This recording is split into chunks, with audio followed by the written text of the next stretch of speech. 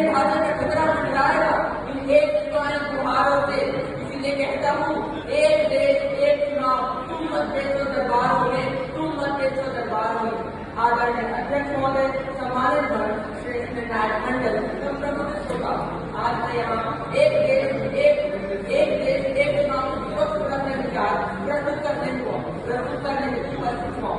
32 लाख वर्ग किलोमीटर तथा 28 राज्यों एवं 8 केंद्र शासित प्रदेशों का विस्तार, 142 करोड़ की आबादी के कंधों पर खड़ा मेरे भारत देश के जीवन लोकतंत्र में चुनाव अनिवार्य कर दिया है। स्वतंत्र एवं निष्पक्ष चुनाव ही किसी लोकतंत्र की आधारशिला होते हैं, परंतु भारत जैसे विशाल देश में निर्बाध रूप से निष्पक्ष चुनाव करवाना हमेशा से चुनौती रहा है। अगर हम देश में होने वाले चुनाव को नजर डालें तो हम पाते हैं कि भारत में हर बार किसी न किसी राज्य में चुनाव तो होते ही होते हैं, और इसलिए मेरे विपक्षी दल के मित्रों का कहना है कि भारत में चुनावी वोट देने जाए और बार बार आचार संहिता लागू करना पड़ता है। उनका तो यह तक कहना है कि कई विकास कार्य रुक जाते हैं और सरकार अपने नीतिगत निर्णय नहीं ले पाती। तो महोदय, उन्हें बता देना चाहूंगा कि आचार संहिता किसी राज्य में लागू होती है जहाँ पे चुनाव होते हैं, बाकी सारे राज्यों और विकास कार्यों में तो कोई प्रभाव नहीं पड़ता है, परंतु हाँ, जो नागरिक राजनीतिक निर्णय लेता है उस पर इसका बहुत प्रभाव पड़ता है। आईटीएस इंस्टीट्यूट के द्वारा 2015 में किए गए सर्वे में पाया गया कि अगर राज्य में एक साथ चुनाव हो तो वहाँ की लोकसभा एवं विधानसभा में एक ही राजनीतिक दल के जीतने की संभावना 77% तक बढ़ जाती है। वो हमें साफ बताता है कि अगर नागरिक एक साथ वोट डालेगा तो वो एक ही मुद्दे पर ध्यान देगा, चाहे वो राष्ट्रीय मुद्दा हो या क्षेत्रीय मुद्दा हो। वर्तमान में चल रहे चुनाव के स्वरूप ये मुद्दे के विषय को रोकता है।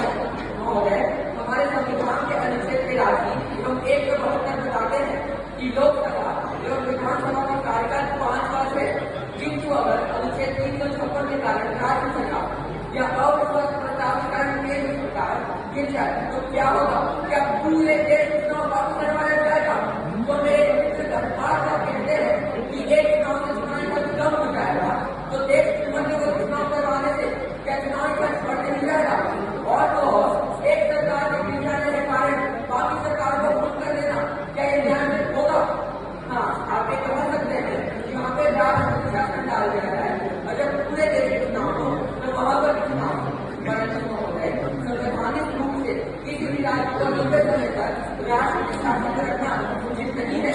मुझे तो इस बात पर भी संदेह है कि वह राज्य राष्ट्रपति शासन के अंतर्गत विकास कर भी पाएगा कि नहीं। महोदय, हमारे संविधान के विशेषज्ञों का भी मानना है कि एक देश एक चुनाव का विचार संघवाद की अवधारणा से मेल नहीं खाता, क्योंकि संघवाद भारत की सरकार के 3 स्तर केंद्र, राज्य और पंचायत राज को स्वायत्तता प्रदान करता है, परंतु एक देश एक चुनाव लागू करने के लिए कई विधानसभा के कार्यकाल घटाने या बढ़ाने पड़ेंगे, वो भी उनकी मर्जी के खिलाफ, क्योंकि ये स्वायत्तता तो छीन लेगा।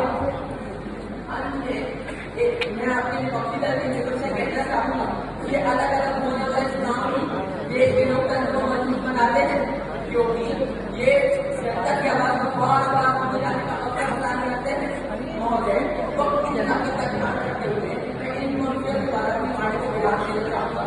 एक देश एक चुनाव होगा भारत उन्नति की तैयारी में सोच का निर्णय लेना राजनीति की तैयारी, अलग राज्य की अलग समस्या मत भटकोदार के दारी में काटेगा वो मूल को भारत की फुलवारी में, भारत की फुलवारी। जय हिंद, जय भारत।